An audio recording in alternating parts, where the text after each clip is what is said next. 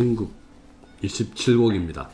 김운찬 쌤 요약을 보면은 영광의 노래가 울려 퍼지더니 성 베드로의 영혼이 흰빛에서 붉은 빛으로 바뀌며 교회와 성직자들의 부패를 꾸짖는다.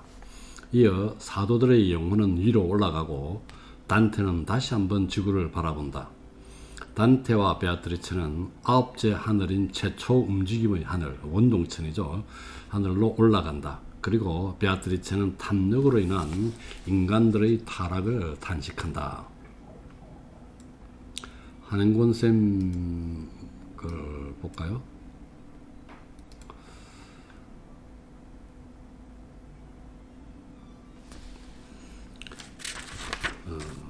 성부와 성자와 성령께 영광을 하고 온 천국이 감미로운 노래를 시작하기에 나는 그만 그 노래에 취할 지경이었다.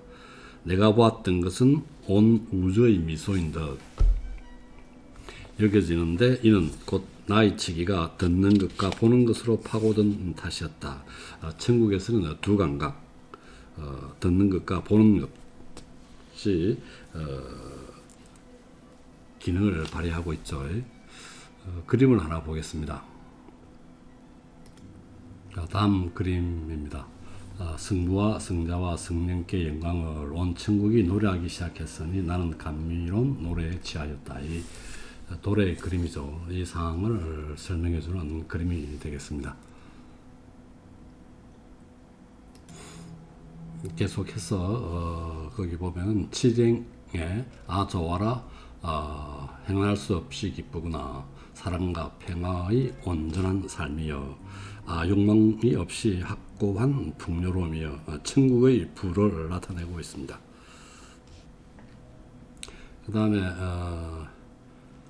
11행에 10행에 보면은 내 눈앞엔 타오르는 4개의 횃불이 서 있었는데 주에 보면은 4개의 횃불 베드로, 야고보, 요한, 아담이 되겠죠. 여기 보면은 주에 베드로, 야고보, 요한, 아담입니다. 5번이겠죠. 맨 먼저 왔던 것이 더욱 활활 타오르기 시작했다. 베드로죠. 베드로입니다. 베드로가 지금 화가 난 상태에서 색깔이 바뀌게 되는 것이죠. 13번 행에 보면은 마치 목성과 화성을 새라고 치고 서로 날개를 바꾼다 하면 목성이 흰색이고 화성이 이제 붉은색이죠. 목성이 그것과 같을 것이다. 즉 베드로가 목성인 흰색에서 붉은색으로 바뀌었다는 얘기죠. 그래서 베드로가 19행에 보면 얘기를 합니다. 내가 만일에 빛깔을 바꾼다 하여도 이상하게 생각하지 마라 이렇게 얘기를 하죠. 이들 모두가 빛깔을 바꾸는 걸 너는 볼 터이니 하나님의 아드님께서 계시는 그 앞에서 비어있는 내 자리를 이 네 자리는 교황의 자리죠. 3번이나 계속 불렀다는 것은 그만큼 분노의 강도가 컸다는 얘기가 되겠습니다. 그 다음에 25행의 나의 무덤, 바티칸이 되겠죠. 바티칸, 베드로의 무덤 위에 성당을 지었으니까요. 27행에 보면 사악한 자, 저 아래서 좋아한다. 루시페르죠. 오만해서 지옥으로 제일 먼저 떨어진 천사장입니다. 저 아레스라고 하는 것은 지옥이죠. 지옥에서 좋아한다. 이게 뭐 28행에 보면은 아침 저녁으로 비치는 햇빛을 받아 구름을 채색해주는 빛깔. 아침 저녁에는 붉은색을 띠가 있겠죠. 그렇게 비유를 했습니다.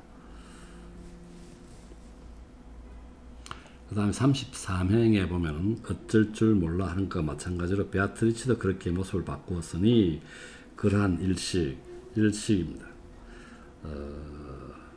저 지존하신 금문께서 순환당했을 때 하늘에 있던 걸로 여겨진다. 일식에 비유를 했는데 일식을 설명하면서 거기 주에 보면은 16에 있죠.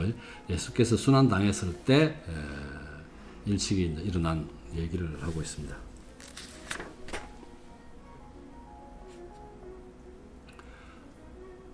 베드로가 계속 환한 상태로 얘기를 이어나가고 있습니다. 40행에 보면은 그리스도의 신부, 교회죠. 신부라고 하는 교회를 나타냅니다. 교회가 나의 피나 리누스의 피, 클레투스의 피로 길려진 것은 이렇게 되어 있죠. 금을 넣는데 사용되기 위함이 아니었으며, 그 다음에 그 교황이 있으면 식스투스, 피우스, 갈릭투스, 우르바누스가 많은 눈물 뒤에 선회를 뿌린 것도 오히려 금을 얻는 데 사용되기 위함이 아니고 이곳의 행복한 삶을 얻기 위해서였다고 합니다. 그 다음에 또 얘기가 나오고 있죠. 그리스도인 대중의 일부가 우리 후계자들의 오른편에 앉게 되고 다른 일부가 다른 편에 앉는 것도 우리의 뜻이 아니었다. 구엘프당과 기벨린당으로 나누어서 싸움을 하는 것도 우리 뜻이 아니었다는 얘기죠. 그 다음에 또 나옵니다. 기폭의 문장이 되려고 하는 것도 아니었고, 주에 좀 나와 있죠.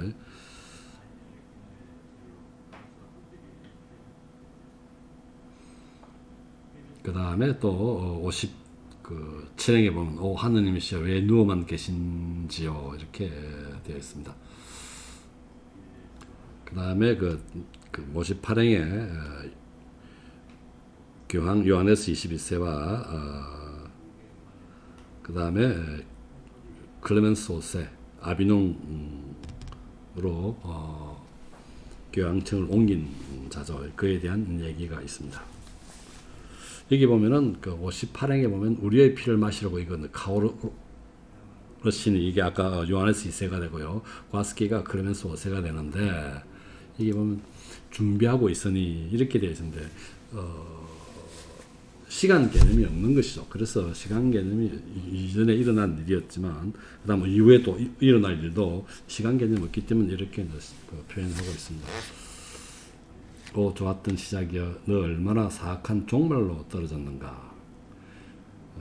그러나 스키피오를 통해 로마를 위해 세계의 영광을 지켜주셨던 저 지존하선 섭리가 이렇게 됩니다. 스키피오는 푸에니 전쟁이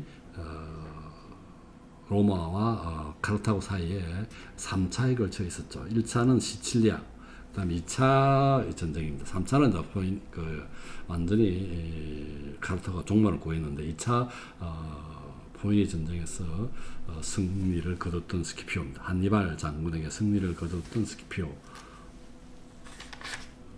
그래서 그 스키피오를 비유해서 이렇게 설명을 하고 있습니다. 64행에 보면은 아들아 인간의 무게를 지녔기에 다시금 저 아래로 돌아갈러 입을 열어라 이렇게 되어 있습니다. 그리고 내 감추지 않는 것을 숨기지 마라. 내가 하는 말을 다 전달하라는 뜻이겠죠.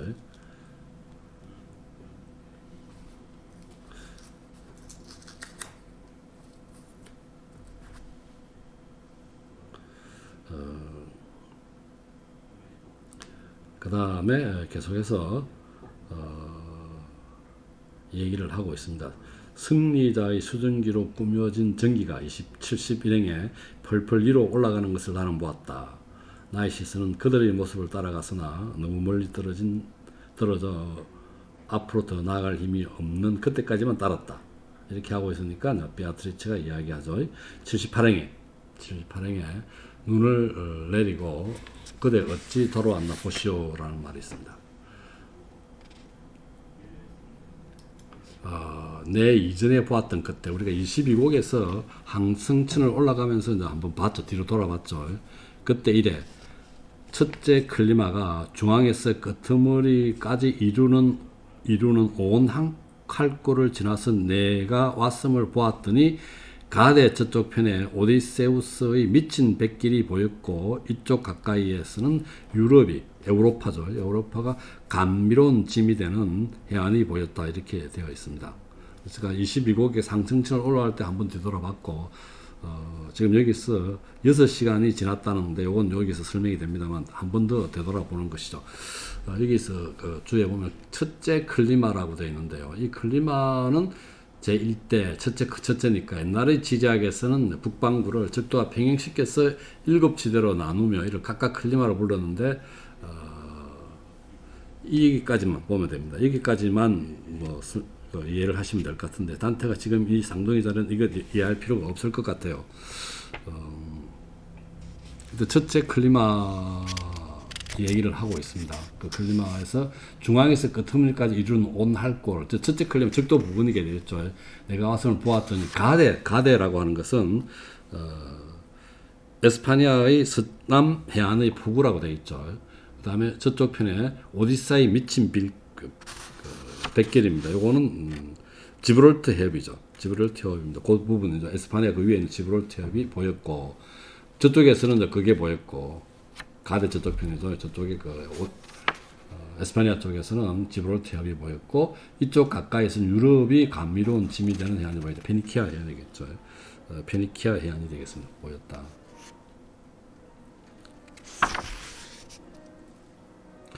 김문찬 선생님 줄을 다시 이제 보게 되면요. 이게 왜 6시간이 나오냐면, 포니키아의 왕자 아게노르의 딸로 유피테르의 사랑을 받았다.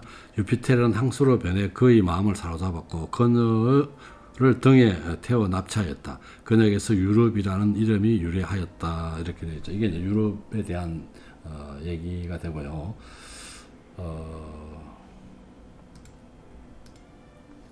여기서 우리가 6시간이라는 것은 어디서 얘기를 할 수 있냐면, 80평의 첫째 클리마가 제일 아래쪽에 중앙에서 끝머리까지 적도 부분이죠. 할골을 지나서 내가 왔음을 보았다. 이 얘기는 중앙에서 끝머리까지 이룬 할골에서 보면 중앙에서 끝머리입니다. 김문찬 쌤의 역주를 보면은 이게 조금 자세히 설명을 그대로 읽어드리면은, 옛날 지리학에서는 사람들이 사는 북반구를 적도와 평행이 되도록 7 클리마, 말하자면 기후대로 나누었다. 그중 첫째 기후대는 적도에 가장 가까우며 동쪽 끝은 인도의 겐지스 강이고 한가운데는 예루살렘, 서쪽 끝은 스페인 서쪽이었다. 그리고 그 지역들은 경도 180도에 걸쳐 있는 것으로 간주하였기 때문에 중앙의 예루살렘과 스페인 서쪽은 90도, 그러니까 대략 6시간 거리에 있다라는 거죠. 그래서 이게 중앙 끝머리에서 중앙에서 끝머리까지니까 중앙은 예루살렘이고요. 끝머리는 스페인 끝쪽이겠죠. 그러니까 이게 6시간 거리라는 얘기죠. 그래서 이게 6시간이라는 얘기입니다. 그 다음에 유럽, 에우로파 얘기는 다시 또 설명을 드렸고요. 그 다음에 85행의 이 마당의 자리가 나에게, 이 마당은 지구죠. 김문찬 선생님은 꽃밭이라고 되어 있습니다. 꽃밭이라고 되어 있고요.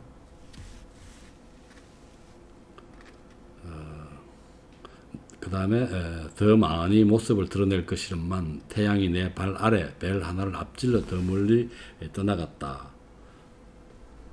그 다음에 주의 38행에 보면은 이게 태양이 항수자리를 떠나 양자리에 들어갔다. 서쪽으로 3시간쯤 나갔기에 쌍둥이 자리에서는 볼 수 있는 북반구의 동력이 태양빛을 못 받고 있어 어둡다는 뜻인데요. 김문찬 선생님은 항도 12웅의 별자리인데, 이 별자리에서 지금 단테는 북박이병의 하늘, 항성천이죠. 자신의 별자리인 쌍둥이 자리에 있고요. 태양은 양자리에 있습니다. 그 사이에 항소자리가 있기 때문에 태양은 단테보다 서쪽으로 30도 이상 앞서 나가 있다. 따라서 예루살렘과 거의 같은 자우선에 있는 보이니키아 해변은 이미 어둠 속에 있어서 단테의 눈에는 보이지 않아야 한다. 하지만 84행에서 단테는 그 해변 근처를 보았다고 말했기 때문에 전적으로 오류라고 말하기는 어렵다. 어쨌든 시간이 좀 경과됐다는 얘기를 하고 있습니다.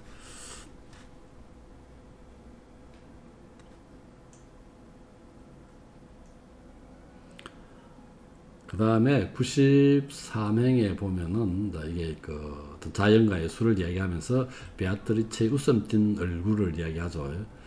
저 성술은 기쁨에 비긴다면 아무것도 아닌 듯 보였으리라. 96행에 되어 있습니다. 그리고 계속해서 97행이죠. 바라봄으로 해서 내게 주어진 힘이 레다의 아름다운 보금자리 쌍둥이 자리에서 나를 끌어내 원동천으로 올려줍니다. 가장 빠른 하늘은 99행의 가장 빠른 하늘은 원동천입니다. 원동천으로 밀어 올렸다 이렇게 되어 있습니다.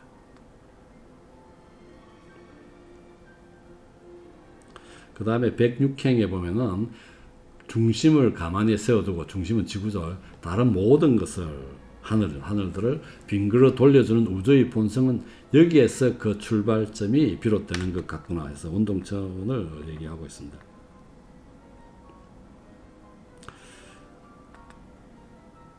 그 다음에 111행에 그걸 돌리는 사랑과 내리는 힘, 비 내리는 힘, 그 다음에 힘이 빛이 되겠죠. 빛.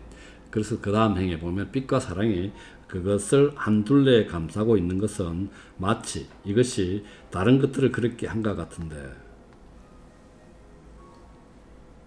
이 하늘이 다른 하늘을 또 감싸고 있다는 얘기죠. 114행에 그것을 감싸는 그분만이 그 둘레를 안다. 하나님만이 그 둘레를 안다는 겁니다. 그 다음 그 운행은 다른 것에 의해 정해지지 않고 마치 열이 12조 그 절반이나 5, 그 다음 5분의 2인 2조 2에 의해 셈해지듯 다른 것들은 이에 의해 헤아려지는 것이자 다른 하늘들은 이 원동천에 의해서 이렇게 힘을 받아가지고 돈다는 얘기겠죠. 그럼 시간은 의인일로 그러한 화분에 제 뿌리를 내리며 다른 것들의 잎을 들이우는지 이제야말로 너에게 밝혀질 수 있겠구나 이렇게 되어 있습니다. 김은찬 쌤 주에 보면은 시간이 이렇게 되어 있습니다. 시간은 운동에서 비롯되기 때문에 최초 움직임의 하늘에 시작되어 다른 하늘에게 나타난다라고 되어 있죠. 그래서 118행에 보면 그럼 시간은 의인일로 그러한 화분, 이 화분을 여기는 원동천 이렇게 되어 있죠. 그런 화분에 뿌리를 내리며 다른 것들의 잎을 들이우는지 이제야말로 내게 밝혀질 수 있겠구나 뭐 이렇게 되어 있고요.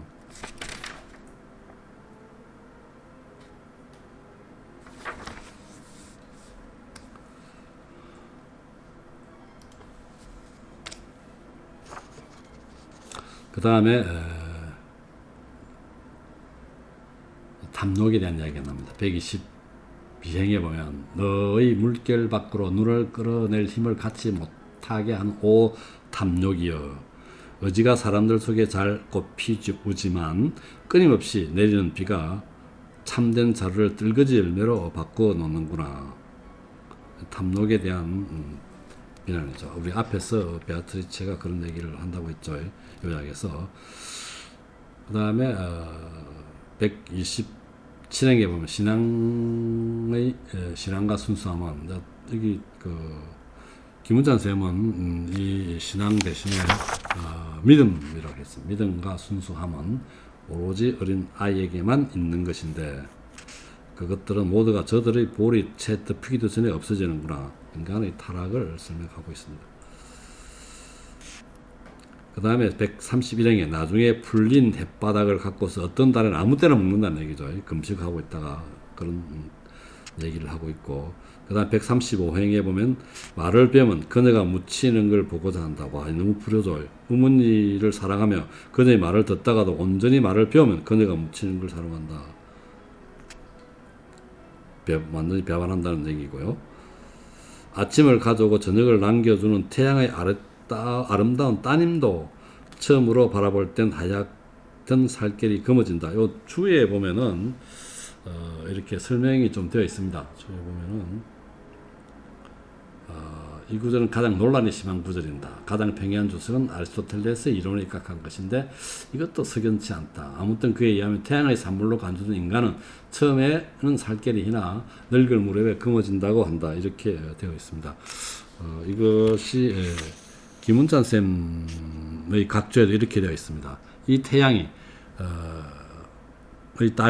태양의 딸이 구체적으로 누구를 가리키는지, 무엇을 상징하는지 알 수 없다.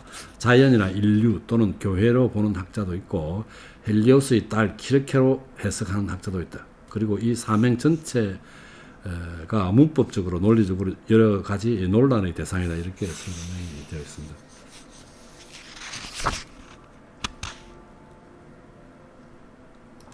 그 다음에 지상엔 140행에 다스리는 자 없음을 훌륭한 황제나 교양이 없다는 얘기죠. 그 때문에 인류의 가정, 인류 전체는 길을 잃고 있구나. 그 다음에 저 아래 선 무시되는 100분의 1 때문에 요거는 그 달력 한번 봅시다. 카이사르의 달력 계산법이 오류를 가리키는데요. 이는 이하면 1년을 365일과 하루의 4분의 1을 더한 것으로 계산했는데 실제보다 하루의 100분의 1을 초과한 것이다. 이렇게 되어 있습니다. 하루의 100분의 1을 초과한 거로 되어 있으니까 12분이 되겠죠. 하루가. 그러므로 100년이 지나면 100분의 2이 초과됐으니까 100년이 지나면 하루의 오차가 생기니 나중에 언젠가는 한 달의 오차 100년이 3,000년이 지나면 한 달의 차이가 생기겠죠.